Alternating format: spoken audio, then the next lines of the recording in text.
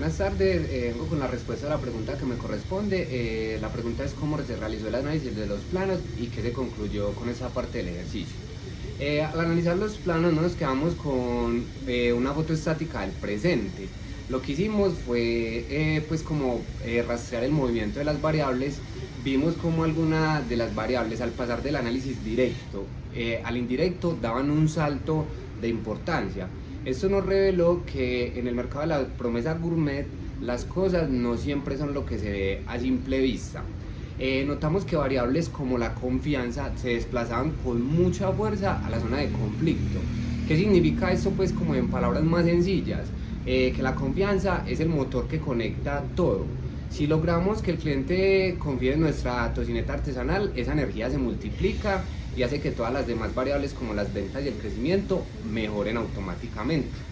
En conclusión, nuestro sistema es altamente sensible. Estamos a un punto de quiebre donde no hay margen de error. Una pequeña mejora en calidad genera un impacto gigante, pero un descuido en el precio o en la transparencia puede derrumbar la percepción de la marca. Hola, muy buenas noches, soy Laura del equipo 2.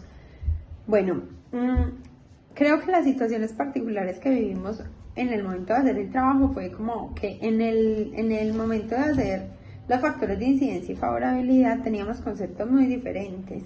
Entonces, unificarlos fue un poquito más difícil. Sin embargo, gracias a Dios nos aterrizó muchísimo, como que hay una persona directamente del equipo, en este caso yo, que está dentro de la empresa, conoce la empresa y puede aterrizar un montón los conceptos para que esos puntos de vista diferentes que todos teníamos se complementaran. Bueno, tomábamos muchos ejemplos, mirábamos cómo los podíamos aplicar en la vida real, mirábamos como lo que estaba pasando, mirábamos lo que estaba sucediendo en el entorno y tuvimos un buen desarrollo. Respondiendo a la pregunta de cómo hicimos la selección de las 6 variables críticas y pues por qué las seleccionamos, pues para seleccionar las 6 variables críticas nos basamos principalmente en los resultados que nos arrojó pues el análisis Big Mac. Lo que hicimos fue revisar los niveles de motricidad y de influencia, es decir, las variables que tienen mayor capacidad de mover el mercado y también su nivel de dependencia, pues para identificar cuáles son los más sensibles a cambios. No elegimos las variables pues por intuición, sino más que todo por posición en los mapas de influencia directas, indirectas y potenciales. Analizamos cuáles concentraban mayor energía estratégica y cuáles podrían generar inestabilidad si se modificaban.